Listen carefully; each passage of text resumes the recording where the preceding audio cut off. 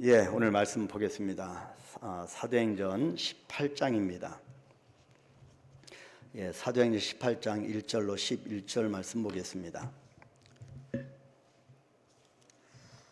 다 같이 합독합니다. 사도행전 18장 1절부터 11절까지 같이 천천히 합독하겠습니다.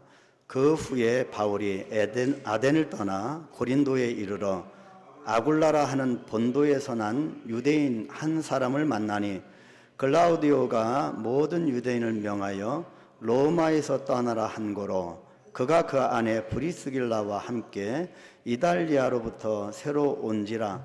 바울이 그들에게 가매 생업이 같으므로 함께 살며 일을 하니 그 생업은 천막을 만드는 것이더라. 안식일마다 바울이 회당에서 강론하고 유대인과 헬라인을 권면하니라. 실라와 디모데가 마게도니아로부터 내려오매 바울이 하나님의 말씀에 붙잡혀 유대인들에게 예수는 그리스도라 밝히 증언하니 그들이 대적하여 비방하거늘 바울이 옷을 털면서 이르되 너희 피가 너희 머리로 돌아갈 것이요 나는 깨끗하니라. 이후에는 이방인에게로 가리라 하고 거기서 옮겨 하나님을 경외하는 디도 유스도라 하는 사람의 집에 들어가니 그 집은 회당 옆이라. 또 회당장 그리스보가 온 지방과 더불어 주를 믿으며 수많은 고린도 사람도 듣고 믿어 세례를 받더라. 밤에 주께서 환상 가운데 바울에게 말씀하시되 두려워하지 말며 침묵하지 말고 말하라. 내가 너와 함께 있음에 어떤 사람도 너를 대적하여 해롭게 할 자가 없을 것이니 이는 이 성중에 내 백성이 많음이라 하시더라. 1년 6개월을 머물며 그들 가운데서 하나님의 말씀을 가르치신. 아멘. 아멘. 정말 축복의 달, 또 가정에 행복한 5월달을 우리가 보내고 또 5월달 우리가 가정에 대한 그런 말씀을 들었는데 다시 사도행전으로 돌아왔습니다. 짱 하고 이렇게 사도행전으로 돌아왔는데요. 여러분 기대가 되십니까? 성령행전, 사람을 바꿔놓는 이 귀한 기록의 말씀이 우리를 바꿔놓게 되기를 기대하는 마음으로 다시 사도행전 우리가 따라서 성지순례 하듯이 한번 말씀의 행로를 따라서 한번 가보도록 하겠습니다. 자, 우리가 이 가정의 달, 이 가정에 관련 설교 전에 우리가 상실된 부모의 목마름, 또 그리고 또 예수님의 은혜로 충만한 가정, 또 하나님의 복이 있는 행복한 가정에 대해서 우리가 쭉 설교를 들었는데 그 전에 이 사도행전 가장 마지막 이 설교 제목 여러분 기억하시는 분 계신가요? 아니라고 강하게 고개를 저을 필요는 없으실 것 같은데 아니라고 하시면 기억이 안 나신다고 합니다. 바로 복음에 붙들린 바울이라고 하는 제목으로 이 바울의 이 온전히 복음에 붙들린 이 바울에 대해서 우리가 살펴보았습니다. 자, 오늘은 그런 바울이 복음에 온전히 붙잡힌 이 바울이 우리가 자주 늘 들어서 익숙한 이 고린도라고 하는 이곳에서 전도하는 모습을 볼 수가 있습니다. 아덴에서 전도 여행을 마치고 바울이 고린도로 옮기는 겁니다. 자, 이곳에서 바울은 1년 6개월 동안 머물면서 분명히 11절에 1년 6개월을 머물렀다 기록을 하는데 그들 가운데서 하나님의 말씀을 가르쳤다라고 했는데요.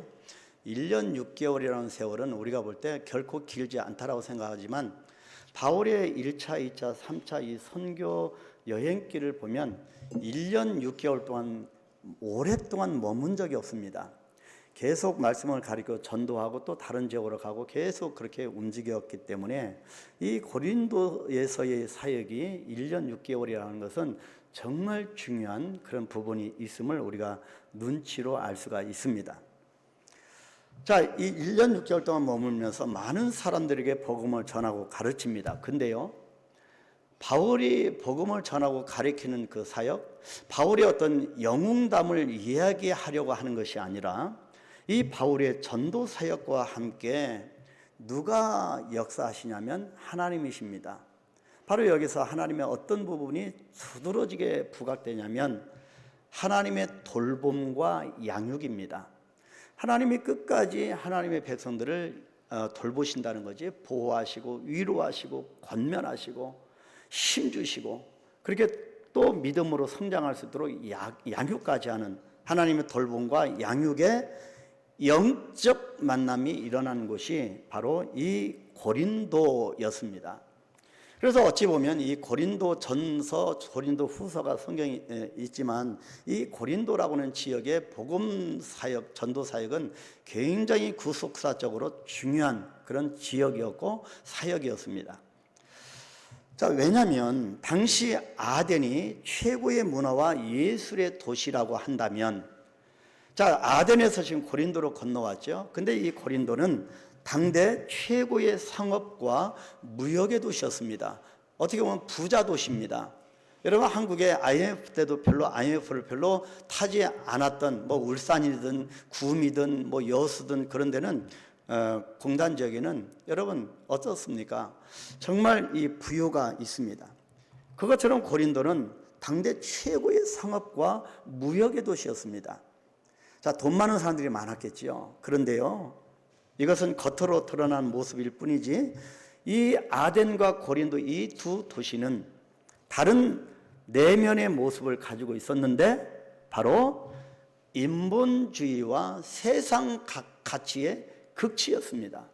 이 세속적인 가치로 아주 충만한 그런 도시가 이 고린도였습니다.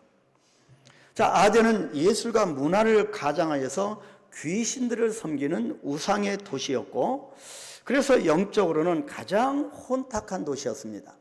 그곳에서 아덴에서 바울 일행이 전도하고 고린도로 넘어왔습니다. 근데 고린도는 어떻냐?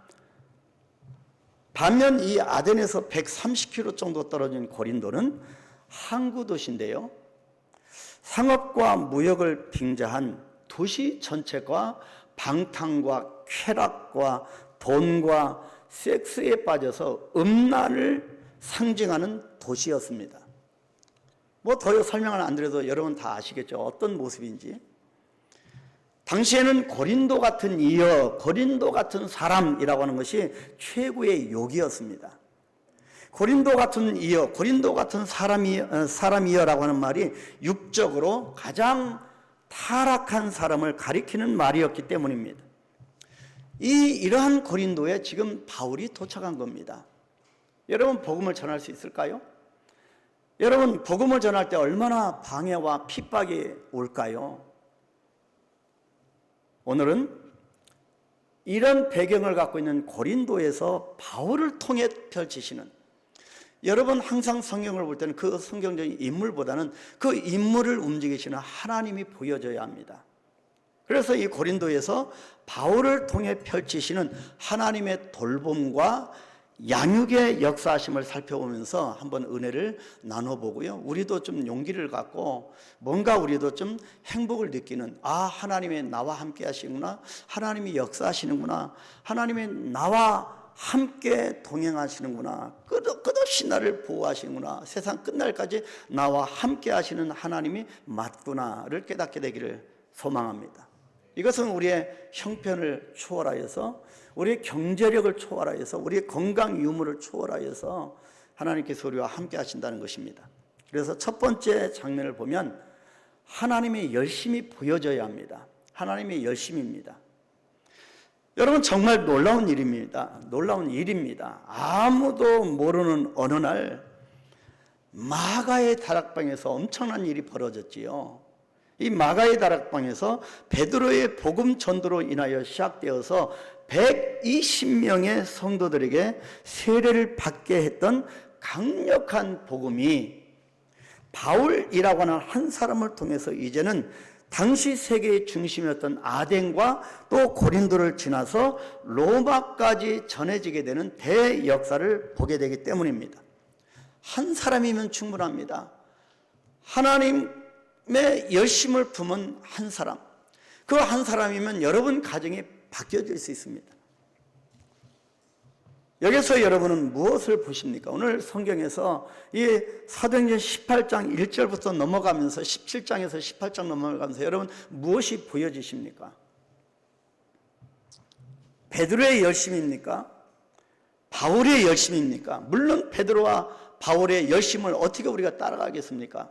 강도의 위험과 배고픔과 여러분 얼마나 매맞음과 헐벗고 굶주림과 여러분 감옥의 핍박과 여러분 더 이상 우리가 어떻게 열심을 이들보다 내겠습니까?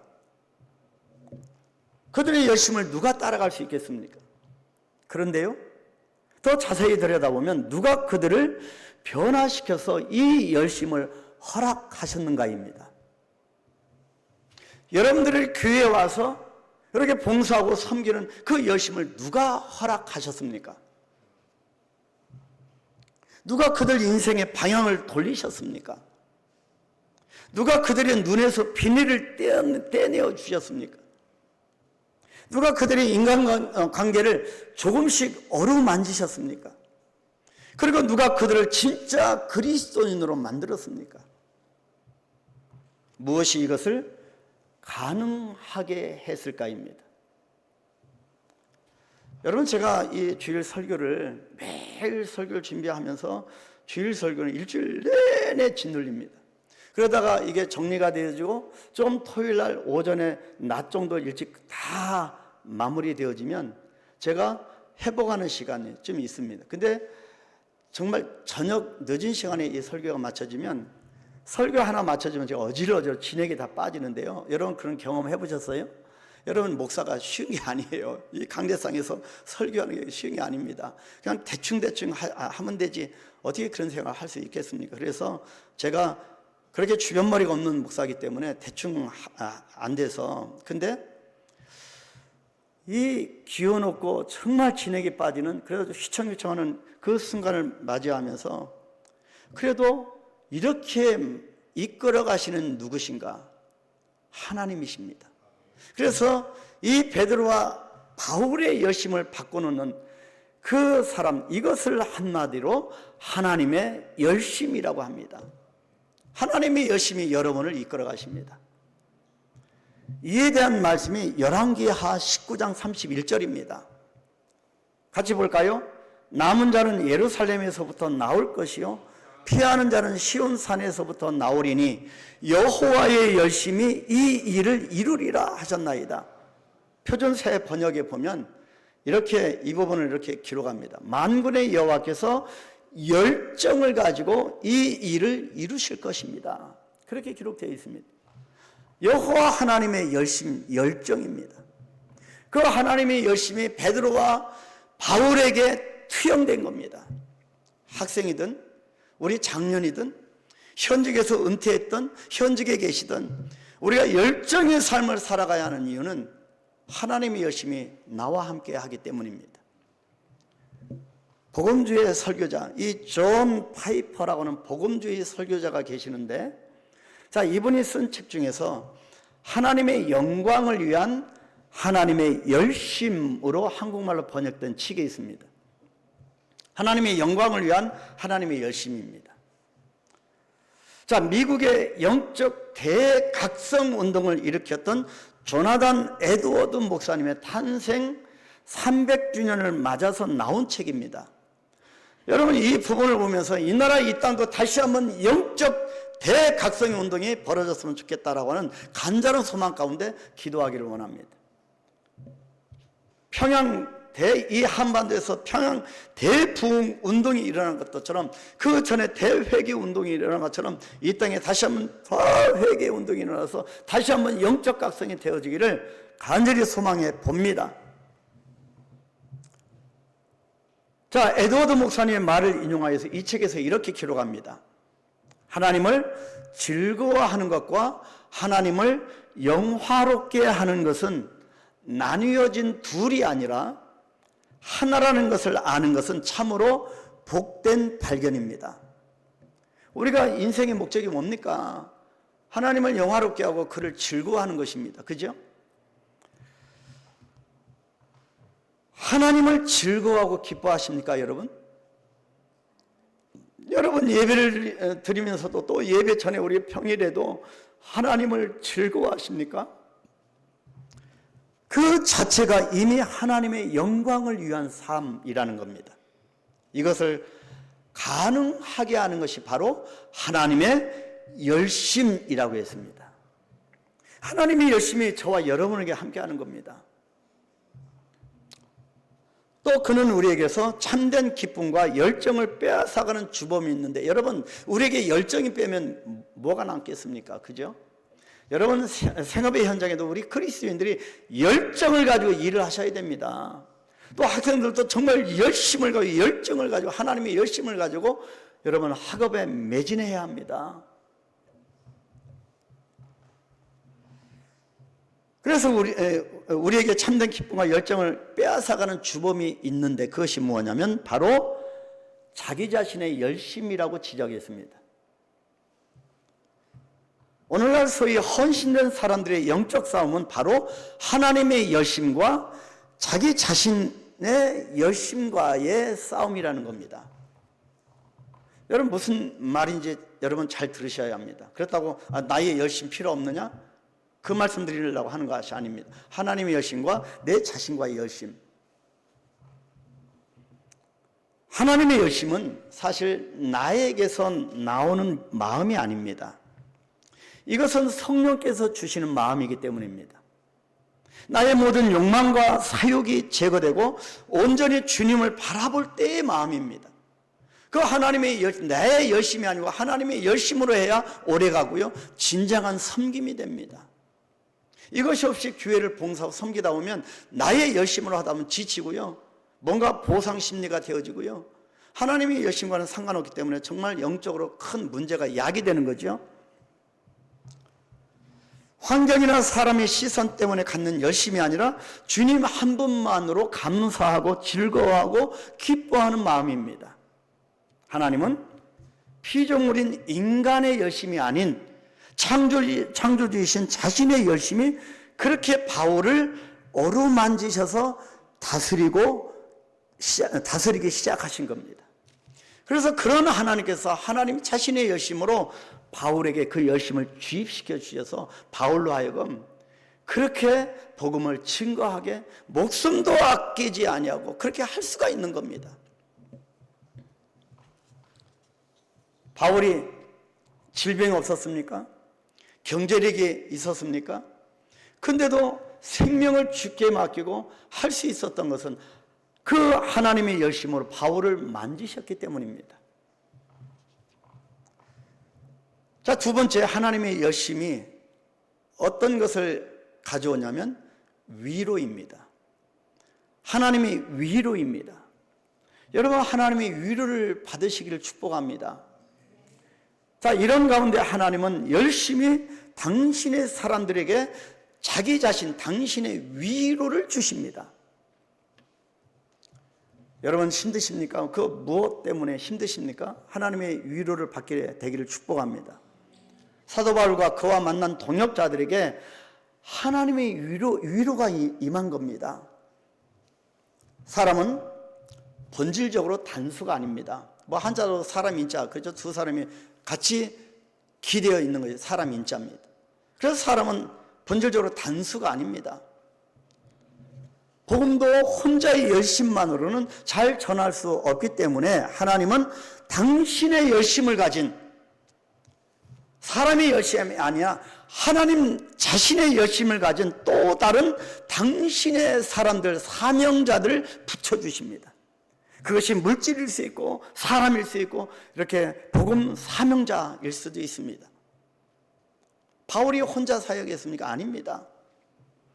그래서 하나일 때는 100을 쫓지만 둘이 합할 때는 만을 쫓게 하시며 다른 하나님의 사람을 만나게 하셔서 잃어버렸거나 내 심중에 잃어버렸거나 혹은 잠자고 있던 하나님의 열심을 다시 갖게 하시고, 여러분 맨 처음에 주님을 만났을 때 그 뜨거운 감정 여러분 간직하시죠? 그것이 어디에서 떨어지셨습니까? 그 뜨거운 열심, 그 불타는 열정, 그 잠자고 있던 하나님의 열심을 다시 갖게 하시고 우리를 위로하시고 열정의 불을 태우도록 만드십니다. 여러분, 사람들과의 만남을 쭉 하다 보면 만나면 힘이 빠지고 하던 일도 멈추게 만드는 그런 사람의 만남이 있습니다. 또 아픔을 주고 상처를 주고 힘들게 하고 인생에 슬픔을 주기도 합니다. 반면에 만나면 힘이 나고 못할 것 같은 일을 하게 만드는 그렇게 격려를 받는 사람도 있습니다. 모든 사람은 저와 여러분이 이 둘 중에 하나입니다. 내가 어떤 사람을 만나면 그 사람이 나를 만나기만 하면 자꾸 힘이 빠지고 시험에 빠지고 어려움을 받고 상처를 받고 나는 그런 사람이 아닐까 한번 돌아봐야 합니다. 아니면 나와 맞는데 그 사람이 늘 나는 모르겠는데 그 사람이 나만 만나면 힘을 얻는다더라. 얼마나 감사한 일입니까? 이 둘 중에 하나입니다. 그런데요, 하나님은 바울에게 힘이 되고 복음 사역에 도움을 줄 수 있는 사람, 하나님의 열심을 가진 돌봄과 위로의 사람들을 이 고린도에서 붙여주신 겁니다. 여러분, 이 고린도에, 여러분 아까 서두에 설명드렸지, 이런 도시였는데 어떻게 복음을 들고 들어갈 수가 있겠습니까? 그래서 이 사람들을 붙여주시는데 첫 번째 부부, 브리스길라와 아굴라입니다. 자, 본문이 2절 3절이죠.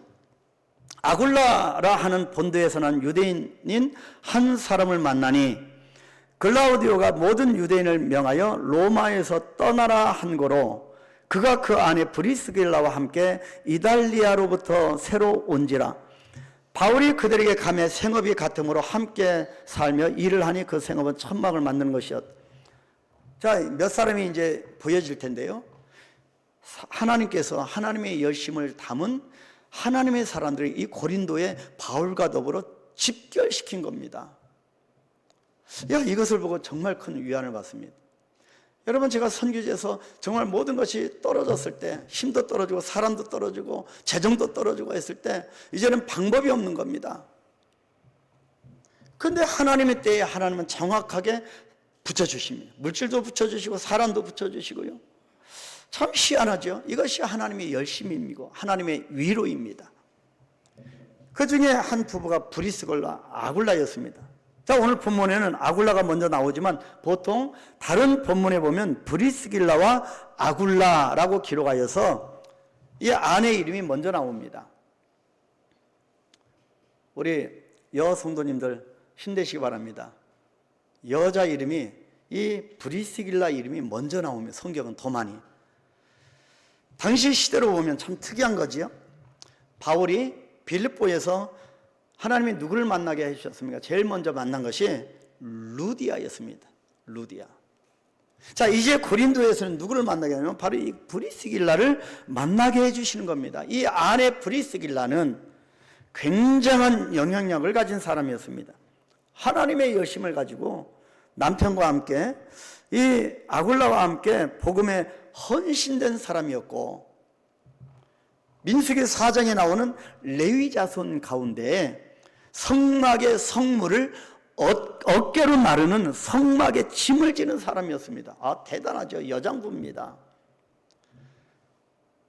로마 교회를 섬기다가요, 글라디오 황제의 추방령으로 추방을 당했습니다.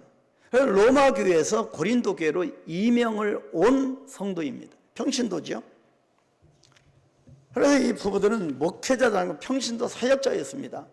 교회를 든든히 세운 일꾼으로 바울을 도와 큰 힘이 되었던 동역자였습니다. 생업을 갖고 있었기 때문에 사역적인 면에서, 재정적인 면에서 큰 힘이 되었던 부부였습니다. 말 그대로 이 바울의 목회 사역을 정말 전폭적으로 후원했던 그런 부부였습니다. 우리 한강교회도 이런 부부와 같은 신실한 종들이 많이 나오게 되기를 축복합니다. 여러분의 생업의 현장도요, 천막을 만드는 사람들이 하겠는데 여러분 생업의 현장도 이 부부들처럼 정말 하나님께서 성령으로 기름 부어 축복하시기를 축복합니다. 나중에 바로 에베소 교회도 든든히 세우는 역할도 감당했고요. 특히 이 부분은 생업에 종사하면서도 복음에 헌신된 평신도 사역자였습니다. 무엇보다도요, 훗날 아볼로 목사님, 그리고 아볼로를 만나서 성령의 사역에 대해서 이렇게 전해준 하나님의 사람이었고요. 아볼로의 목회에 정말 지대한 또 공헌을 한 그런 부부이기도 합니다. 말 그대로 복음에 정말 헌신된 부부였지요. 특별히 교회에서 새가족을 도와서 교회에 잘 정착하도록 돕는 역할도 했고, 그래서 가는 곳마다 아름다운 열매를 맺는 부부였으니 얼마나 바울에게 큰 위로가 되었겠습니까? 이것이 하나님의 위로였습니다. 여러분에게 이런 방법이 하나님의 방법으로 학생과 우리 장년들과 현장에서 다 현직에서 은퇴하신 여러분 모두에게 이런 하나님의 위로가 임하게 되길 축복합니다. 자, 실라와 디모데입니다. 본문 5절 같이 읽을까요? 실라와 디모데가 마게도냐로부터 내려오매 바울이 하나님의 말씀에 붙잡혀 유대인들에게 예수는 그리스도라 밝히 증언하니. 여러분, 실라와 디모데가 하는 일이 뭡니까? 실라와 디모데도 하나님이 붙여주신 겁니다. 자, 이들이 마게도냐로부터 건너 내려왔습니다. 이들이 온 이후로 바울은 힘있게 다른 거 신경 안 쓰고 오직 말씀 전하는 일에만 힘을 썼다고 하니 얼마나 감사하고 위로가 되었겠습니까? 그래서 여러분, 바울은 실라와 디모데가 바울 사역에 어마어마한 영향을 끼치고 도움을 주었습니다. 자, 바울의 서신들은 이 사도행전에서 기록하는 이 바울과 실라의 기록보다 바울 서신은 나중에 보면 엄청난 횟수로 더 많이 기록을 하고 있습니다. 앞으로 계속 이 실라와 디모데는 바울 사역에 힘이 되었기 때문입니다. 정말 엄청난 이런 놀라운 역사가 나타난 거고요. 그래서 끊임없이 바울은 디모데를 나중에 데살로니가로 보내기도 하고요. 많은 에베소와 많은 곳에서 사역을 감당을 하는 사람. 그래서 오직 복음 전하고 말씀 준비하고 말씀 전하고 말씀을 강론하는 데만 힘을 쓸 수가 있었던 사람, 그렇게 도움이 되었던 사람들이었습니다. 여러분 한번 보십시오. 어찌 바울 혼자만 복음을 전했다고 말할 수 있겠습니까? 이들의 도움 없이는 바울이 말씀을 제대로 전할 수 없었다는 겁니다. 바울은 이 두 사람을 통하여 큰 위로를 받게 된 겁니다. 여러분, 목회자들이, 하나님의 사역자들이 이런 위로를 받게 되면 정말 힘이 납니다. 이런 실라와 디모데와 같은 그런 하나님의 사람들이 우리 한강교회에 많아지게 되기를 축복합니다. 자, 세 번째, 유스도와 그리스도입니다. 그리스도. 자, 본문 78절 같이 읽을까요? 거기서 옮겨 하나님을 경외하는 디도 유스도라 하는 사람의 집에 들어가니 그 집은 회당 옆이라. 또 회당장 그리스도가 온 지방과 더불어 주를 믿으며 수많은 고린도 사람도 듣고 믿어 세례를 받더라. 바울은요, 디도 유스도 집에서 유숙하면서 그와 함께 성경 공부를 했던 겁니다. 여러분, 디도 유스도가 어떻게 바울에게 위로가 되었을까? 여러분, 정말 이 세상 문화로 찬란한 그 고린도에 어느 집에 들어가겠습니까? 여러분, 들어갈 때 없으면 쫓겨났겠죠? 돌 세례가 날라왔겠죠? 여러분, 저도 이 몽골의 시골에 갔을 때 이 공산주의 그 사상으로 있었던 사람들에게 복음을 들고 가면 이 예수쟁이라고 이런 엄청난 핍박을 받습니다. 쫓겨납니다. 여러분, 어떤 지역은 6번간에 계속 칼 들고 쫓아오죠. 돌 들고 쫓아오죠. 여러분, 제가 말씀드렸잖아요. 그러면 이 허허벌판 광야에서 늑대 울음소리 들으면서 아무것도 없는, 민가도 없는 그런 풀밭에서 자야만 했었죠. 그냥 또 들어갑니다. 근데 하나님의 사람을 하나님의 열심으로 준비해 주시는 겁니다. 한 가정입니다. 그래서 유스도라고 하는 사람입니다. 이 유스도라고 하는 사람이 우리 교회도 방문해서 키가 작은 이 어연나라고 하는, 지금도 첼솜이라고 하는 그 지역에서 아직도 교회를 섬기고 있습니다. 정말 키도 작고요. 정말 볼품없습니다. 그죠? 근데 지금도 이 주님의 교회를 떠나지 않고 섬기고 있습니다. 최초로 거기에서 1996년도에 처음으로 3명의 세례를 줬는데요. 그 중에 하나는 그 아주 이 겨울에 이 눈보라가 칠 때요, 그냥 눈구덩이에 빠져서 그대로 소천하게 됐는데요. 이게 살아남아서 지금까지 교회를 섬기는 전도자가 됐는데, 여러분 그런 사람이 유수도입니다. 그 집에 하나님이 만나게, 그 집에 들어가게 하신 겁니다. 그 집에 복음이 전해졌고요. 그래서 유수도가 자기 집을 오픈한 겁니다. 고린도 그 도시에 들어갈 집이 없었는데 유수도가 하나님의 위로로 유수도를 만나게 하시고 유수도의 마음을 열어주시고 그 가정을 오픈하게 하시고 거기서 성경을 공부시킨 겁니다. 근데 그리스도는 어떤 사람이 그 옆집에 있는 회당장입니다. 그 결과로 유수도가 하나님을 경외하게 되고 이로 인해서 옆집에 있던 회당장이었던 그리스도가 온 집안 식구와 함께 주님을 영접하고 이미 개종한 이방신을 섬겼던 사람인데 개종한 겁니다. 그래서 주님을 영접하고 세례를 받게 된 겁니다. 이것이 하나님의 위로입니다. 하나님은 하나님의 열심을 품고 하나님의 사역을 감당하는 숨은 동역자들을 붙여주셔서 항상 우리를 위로하십니다. 복음을 위해서 여러분이 이 시대의 브리스길라와 아굴라처럼, 그리고 실라와 디모데처럼 유스도와 그리스도가 되기를 주의 이름으로 축복합니다. 우리의 인생은요, 단순하게 그냥 살다가 죽을 인생이 아닙니다. 하나님의 분명한 섭리가 뜻이 있어서 우리를 이 땅에 보내신 겁니다. 공부하는 자는 그 사명을 깨닫고 공부할 것이며, 우리가 그 사명을 깨닫고 일하는 자는 일할 때 일하는 태도, 공부하는 자세가 달라집니다. 마지막 세 번째가 하나님의 양육입니다. 위로를 주실 뿐만 아니라 끝까지 세워주시는 겁니다. 자, 이런 동역자들과의 만남이 바울에게 얼마나 큰 위로가 되었겠습니까? 여기에 하나님의 위로와 돌봄과 양육의 만남이 일어난 겁니다. 그런데 우리는 이 본문에서, 오늘 본문에서 수많은 고린도 사람들이 복음을 듣고 믿어 세례를 받고 그리스도인이 되었다고 하는 이 놀라운 말씀을 보게 됩니다. 자, 하나님의 양육에는 보통 세 가지 공통적인 단어가 나타납니다. 듣고, 믿고, 세례를 받다입니다. 오늘 본문 8절 같이 읽겠습니다. 또 회당장 그리스도가 온 지방과 더불어 주를 믿으며 수많은 고린도 사람도 듣고 믿어 세례를 받더라. 어떻게 그리스도인이 되었다고요? 첫 번째가 듣고입니다. 진정한 양육은 반드시 하나님의 말씀을 듣도록 하는 것에서부터 시작합니다. 그래서 성경을 접하고 성경을 읽는 것이, 성경 말씀을 전하는 것이 굉장히 중요합니다. 로마서 10장 17절도요. 그러므로 믿음은 들음에서 나며 들음은 그리스도의 말씀으로 말미암았느니라. 우리 이스라엘에서 말씀 선포가 끝나는 날 종말이 옵니다. 여러분, 눈이 강조합니다. 간단합니다. 이 세계 역사의 중심은 구속사입니다. 어느 나라 대통령이 누가 되는지 그 모든 그 중심은 구속사입니다. 하나님의 구속 역사가 중심이고 구속사의 중심은 예수 그리스도입니다. 예수 그리스도의 운동을, 여러분, 교회 운동을 통하여 세워준 주님의 교회 운동을 통하여 전파되고요.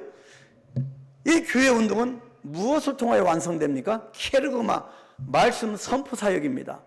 바로 우리 이스라엘에서 하나님의 말씀이 전파되는 동안은 주님께서 아직 안 오십니다. 우리 말씀이 이제 전하는 게 끝나면 주님이 오시는 겁니다. 그래서 저와 여러분의 이스라엘에 주어진 하나님의 말씀이 이렇게 중요한 겁니다. 이 나라 대통령이 누가 되는 게 정말 중요합니다. 그거보다 더 중요한 것은 우리 이스라엘에 어느 말씀이 담겨 있느냐가 중요한 겁니다. 우리 이스라엘에 복음의 말씀이 담겨 있게 되길 축복합니다. 두 번째가 믿어입니다. 우선 말씀을 통해서 양육을 받습니다. 그리고 말씀을 듣는 사람은 그 말씀을 믿어야 합니다. 말씀이 들어가야 변화가 오지요. 말씀을 통해서 믿음이 생기기 때문입니다. 내가 믿음으로 양육을 받아야 내가 그 누군가를 양육시킬 수 있는 사람이 되는 겁니다. 그래서 성경 공부가 중요합니다. 마지막 세 번째가 결국에는 세례를 받다입니다. 세례란 거듭남입니다. 눈이 다시 떠지는 거지요. 나는 죽고 예수로 사는 겁니다. 주님의 제자가 되는 것입니다.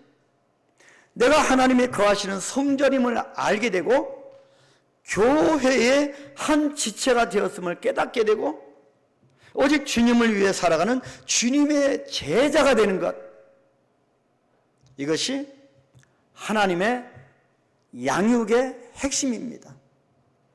그래서 하나님의 귀한 이 양육 가운데 주님의 제자로 만들기 위해서 하나님이 계속 열심을 가지고 위로하시고 권면하시고 보호하시고 이끌어 주시는 겁니다. 필요할 때는 때로는 능력도 베풀어 주십니다. 필요하면 병마도 물리쳐 주시고 건강하게 만들고, 필요하면 경제력도 회복시켜 주시고, 이렇게 위로하시는 겁니다. 이것이 하나님의 양육의 핵심입니다. 양육 받으시길 바랍니다. 하나님의 말씀을 듣고 예수님을 믿어 세례를 받아 거듭남의 인생을 사는 것, 이것이 바로 하나님의 양육으로 인하여 만들어져야 하는 우리의 모습입니다. 사랑하는 우리 성도 여러분, 오늘은 6월의 첫 주일입니다. 중요한 날이죠. 지난 5월 가정의 달에 주님께서 일하신 것을 인정하면서 우리 가정을 변화시키고 우리 가정을 통하여 일하신 것을 우리가 믿음으로 인정하면서 주님의 마음과 부모의 마음으로 서로를 이해하고 기도하면서 하나님의 마음과 무엇보다 하나님의 계획과 섭리를 알게 되었을 것입니다. 이 일을 가능하게 하신 분이 누구십니까?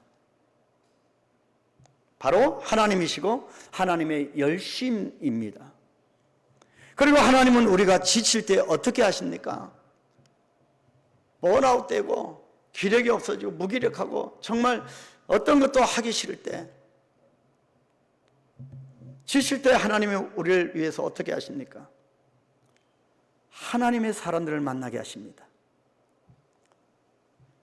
그래서 우리를 위로하십니다.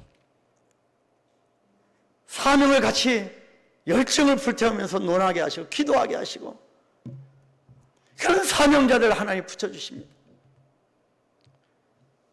제가 불교가 좋아갖고 동국대를 갔거든요. 동국대가 제일 좋은 학교인 줄 알고 불교대학입니다. 승려들로 같이 공부도 하고요.